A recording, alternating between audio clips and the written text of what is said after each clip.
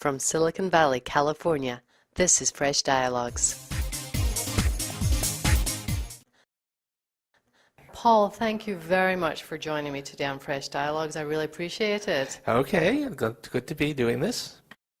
And now some people are saying climate legislation is going to kill the economy. What do you say to that, Paul?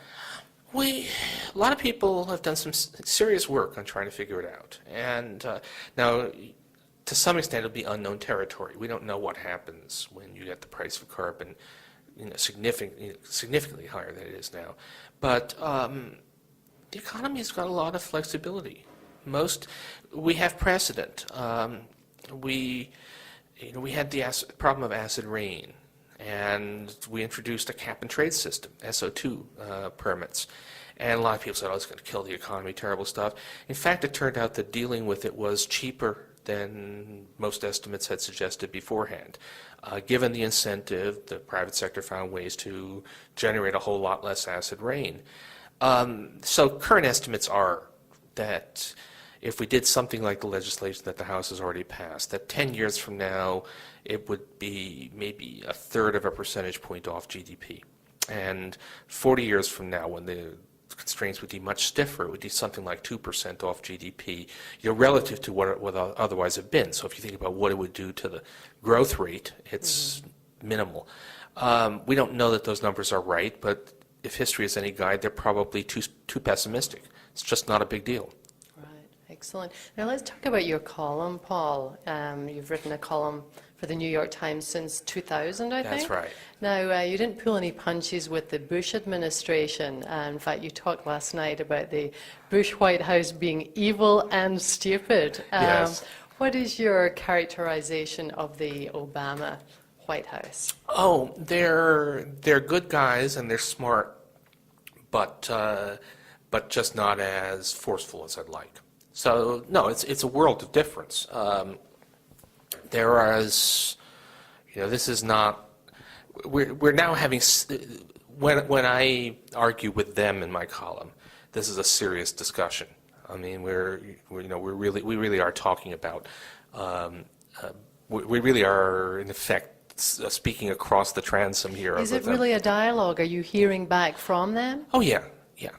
I mean, that's it. Yes, this is. Does Ben Bernanke call you up? Ben Bernanke doesn't call me, but obviously is aware of what I'm writing. But no, people in the administration do call me, I'm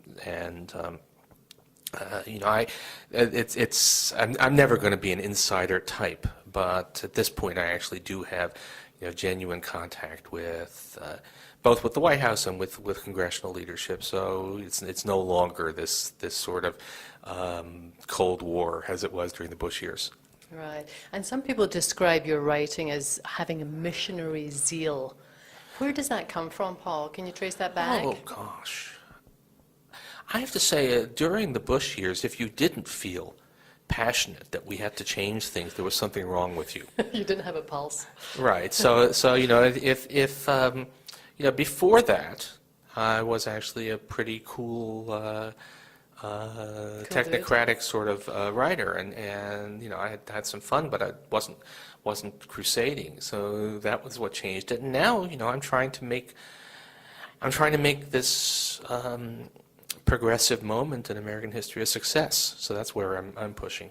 Right. So do you feel the missionary zeal is gone now, or is it just redirected? It's not the same. Right? There's the sheer, oh my God, what a horrible thing, we need to do something to at least alert people to what's going on. That's not true now, but I'm still trying to get stuff to happen, right? And it's less doom-laden maybe than it was in the Bush years, but stuff has to happen, and so I'm still pretty passionate about the column. Good. And do you feel you're more effective as a columnist than inside the government? Oh yeah. I mean, that's a personal. You have to know who you are. You have to know what you're good at. I'm not being an effective government official is part. You have to do some bureaucratic maneuvering. You have to be pretty good at being polite at the appropriate moment. You have to be reasonably organized, and I'm none of those things. So no, this is An honest man. yeah. No, I can move into a pristine office, and within 3 days it'll look like a grenade went off. So you really don't want me doing that sort of thing. Right. Thank you very much, Paul Krugman. Thanks. I really Thank you appreciate so you much. taking the time.